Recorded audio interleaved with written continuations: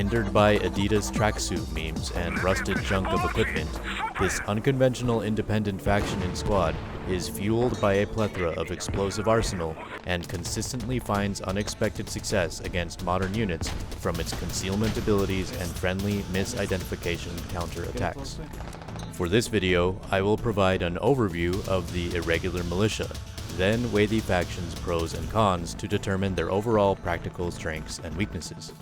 Citing Squad developers directly, this unconventional force of freedom fighters, paramilitary guerrillas, and deserters roams across the Eastern European plains, causing chaos wherever they go. Primarily funded by arms and drug shipping, they possess a large array of weapons and hardware, making them a formidable fighting force. In-game, the Irregular Militia Forces are distinguished by their use of a mix of black outerwear and older generation woodland camouflage for uniform, and rusted black or woodland vehicle paint. In terms of map variety, Militia are currently the weakest amongst all others, as the team is limited to just 2 available biomes, Eastern and Northern Europe, 9 maps. Being an independent faction, they have the ability to oppose units from every alliance, to include other independent teams. For unit variety, the IMF has 6 available unit types: Armored, Combined Arms, Light Infantry, Mechanized, Motorized, and Support. Their default unit deploys a single T-62 main battle tank, 3 BMP tracked IFVs, 2 anti-air vehicles, 1 rocket artillery truck, and 3 motorbikes, in addition to standard logistics and transport assets. The Irregular Militia Forces have many pros in favor of effective infantry combat. First, their fortifications are more varied than they are for conventional forces, supplying primary riflemen mobile sandbag emplacements, and squad leaders the ability to construct dirt-filled ammo boxes, wooden trench walls, and hold-down positions, in addition to various sizes of camouflage concealment netting.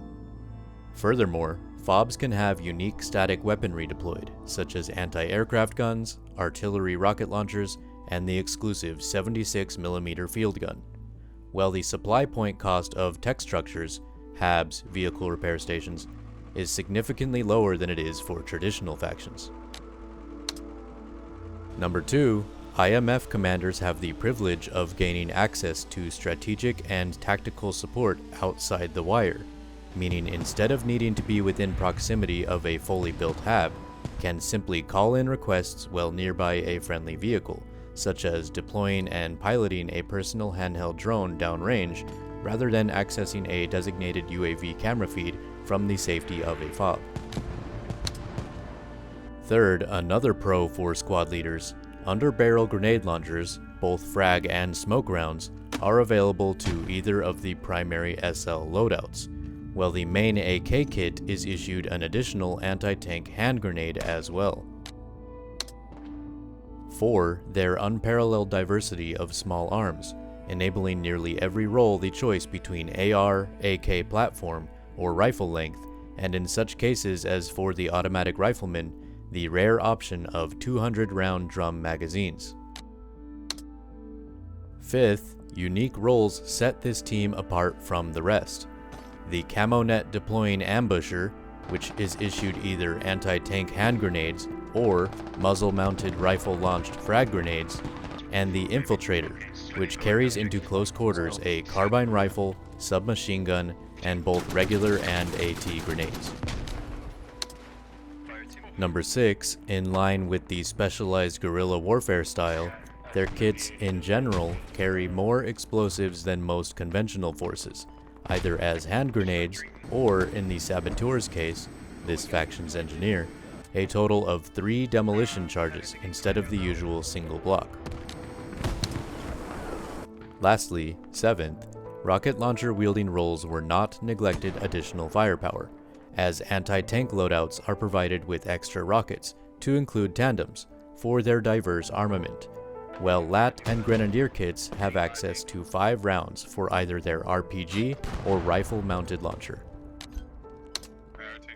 Beyond benefits to infantry combat, their mobility equipment has tactical advantages as well.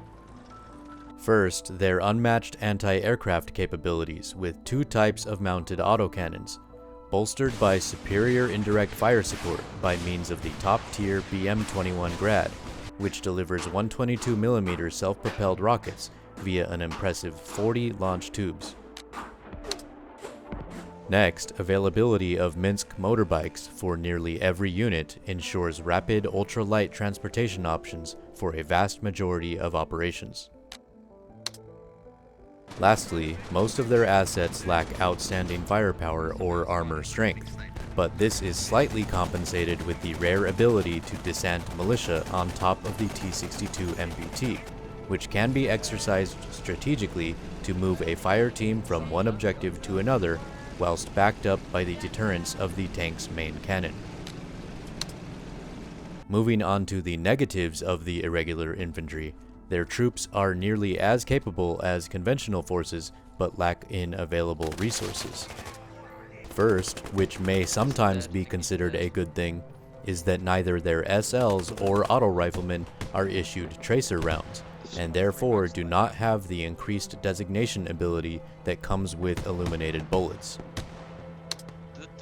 Next, ATGM emplacements are not part of their FOB's arsenal, so they are restricted to using older generation dumb-firing weaponry.